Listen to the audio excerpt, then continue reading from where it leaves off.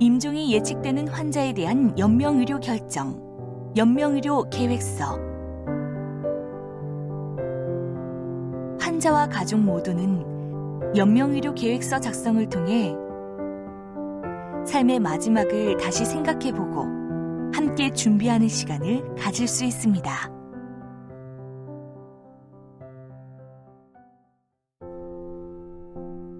연명의료 결정이란 무엇인가요? 연명의료란 임종 과정에 있는 환자에게 하는 심폐소생술, 혈액투석, 항암제 투여, 인공호흡기 착용의 의학적 시술로 환자에 대한 치료 효과 없이 임종 과정의 기간만 연장하게 되는 것을 말합니다. 따라서 연명의료 결정은 해당 환자가 회생 가능성이 없고 치료에도 불구하고 회복되지 않으며 급속도로 증상이 악화되어 임종이 임박했다는 의학적 판단을 전제합니다. 환자가 자신의 의사를 표현할 수 있다면 담당 의사와 함께 연명의료에 관한 결정을 할 수 있습니다. 연명의료는 의학적 회복 불가능성을 전제하므로 환자 스스로의 결정이라고 해서 반드시 존중되어야 하는 것은 아닙니다. 연명의료 계획서란 무엇인가요?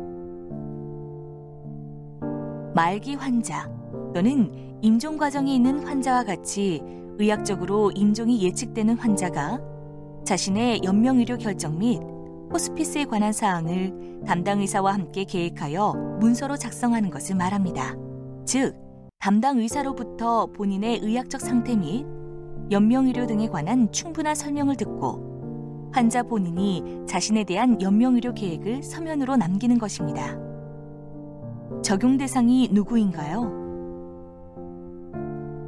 담당 의사와 해당 분야 전문의 1인으로부터 말기 환자 또는 임종 과정에 있는 환자로 진단을 받은 환자가 대상입니다. 따라서 연명의료 계획서를 작성할 수 있는 대상 환자인지 여부는 담당 의사에게 먼저 문의하셔야 합니다. 구체적인 사항은 담당 의사 또는 해당 의료기관에 설치된 의료기관 윤리위원회에 상담을 요청하실 수 있습니다. 대상 환자라면 담당 의사로부터 연명의료 및 호스피스에 관한 충분한 설명을 들은 후 자신의 연명의료 계획의 작성을 요청하시면 됩니다.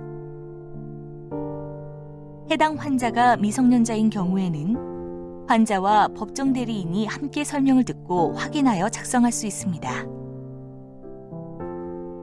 어떻게 작성하나요? 작성은 담당 의사가 합니다. 담당 의사는 연명의료 계획서를 작성하기 전에 대상 환자에게 다음 사항에 대해 충분히 설명한 후 법정 서식에 의하여 작성합니다.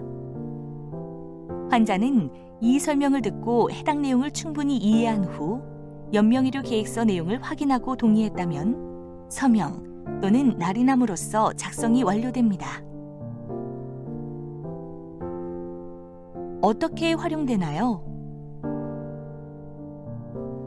연명의료 계획서를 작성한 환자가 임종 과정에 진입한 경우 담당 의사는 연명의료 계획서에 따라 해당 시술을 유보하거나 환자가 이미 제공받고 있는 시술을 중단할 수 있습니다. 의사 능력이 없는 환자라면 어떻게 하나요? 임종 과정에 있는 환자의 의사를 확인할 수 있는 연명의료 계획서나 사전 연명 의료 의향서가 있다면 존중되어 이행될 수 있습니다.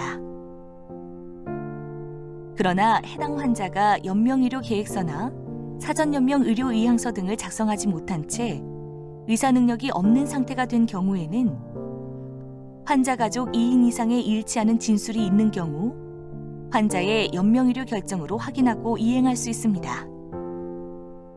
이때 환자의 의사를 진술할 수 있는 환자 가족은 19세 이상으로 배우자, 직계 비속 및 직계 존속을 말합니다. 다만 이에 해당하는 가족이 없다면 형제 자매가 해당될 수 있으며 해당하는 환자 가족이 1인뿐이라면 그 1인의 진술로도 가능합니다. 만약 진술을 통한 환자의 의향도 확인할 수가 없다면 환자 가족 전원의 합의를 통해 환자를 위한 연명의료 결정을 할 수 있습니다.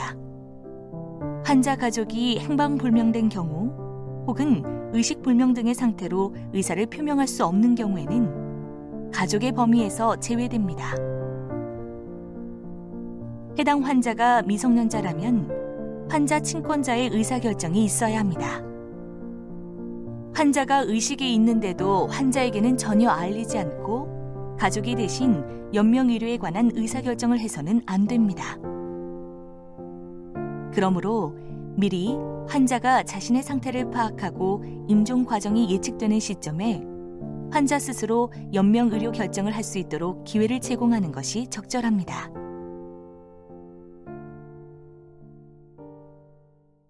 일반적인 통계에 따르면 임종을 앞둔 환자들에게는 평균 10주의 시간이 주어진다고 합니다.